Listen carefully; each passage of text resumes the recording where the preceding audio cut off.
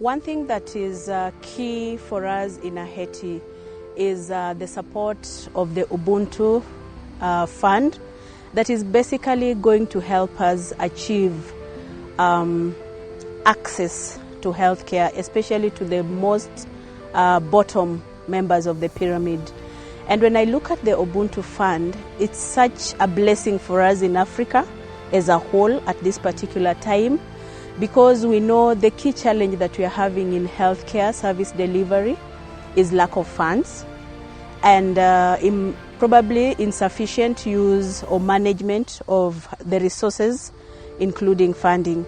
So when we look at Ubuntu funding, it's coming to be able to revitalize the healthcare services, especially primary healthcare service, which is basically giving the population in Africa the most basic needs in terms of healthcare. And when we look at Ubuntu funding, it's a funding that is not geared towards profitability, but it is a funding that is aimed at ensuring that our health institutions that are basically caring for our most needy members of the population have access to the most basic healthcare needs.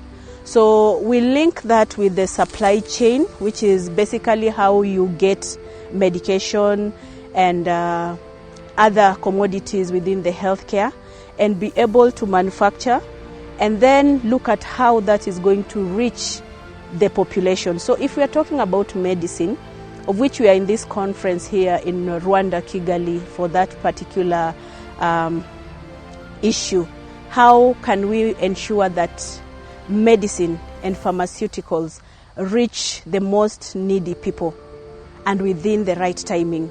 So that then drives us to the supply chain, which has the upper end, manufacturing, production, packaging, and all that. But then looking at how that is going to move within the right timing to reach the population in need. In Africa, we are not looking at one particular country, but we are thinking Africa. I know I come from Kenya, somebody comes from Rwanda, another one comes from Ghana, but here we are looking for at a fund that can be able to revitalize primary health care in Africa. So then we are looking at how these medications that we are hoping to manufacture locally or domestically, how will these be able to reach the target population within the shortest time possible, with maintaining the cold chain, maintaining the process of the temperatures that are necessary, so that we are not distributing medication that is either expired or that has lost its shelf life on the way. And all these need funding.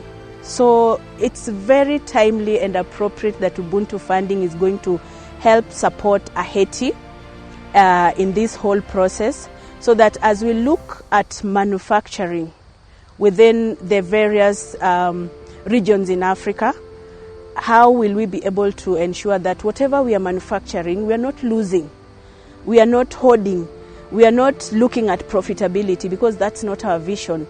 Our vision is actually to ensure that we bridge the gap that is there, where the market is being driven by profitability, but look at the compassion, the care, because we are driving and riding upon the healing ministry of Jesus Christ, which then drives us to be more compassionate, but also being able to resonate with the people at the bottom of the pyramid, those that are most in need.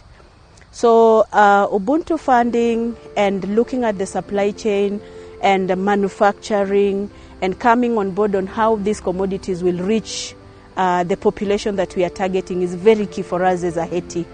And there are other we'll call it the main child of AHETI, because funding is a major drive. We lack resources, but if you don't have the funding, you're not able to achieve your goal. So as AHETI, we are very proud that this funding is available for us and is going to help us be able to bring healthcare for all in Africa. When I talk about the supply chain, there are so many people that are partners or stakeholders in this. For us as AHETI, we are going to partner with all stakeholders, This means we are looking at the pharmaceutical manufacturing industries. We are also looking at the distributors, the logistics, whether it's going to be delivered by road, by air. In some areas, as is religious, we've distributed vaccines and even medicine on motorbikes or even bicycles because of the terrains that we have in Africa. And the key issue is to ensure that these medications, these commodities actually reach the target population. And always there's a learning curve in life. For us as AHETI and Africa at large, COVID has taught us to wake up. And we are waking up in line with Pope Francis's call to transform the world. Look at the world that we want to have. We want to have a better world for all of us.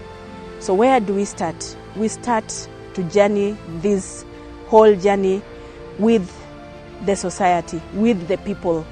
So our stakeholders are quite robust, but they also target the community because we realize we cannot walk alone.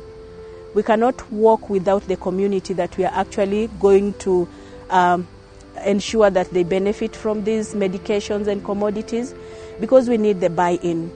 And we realize that when we work together, it's more impactful positively than when we come with ideas and policies and then trickle them back to the population. So that's why we are having quite a number of stakeholders to support the AHETI mission. And we are proud that it comes from the private sector, it comes from the faith-based, from the non-governmental organizations, all driving towards one cause: healthcare for Africa. Thank you.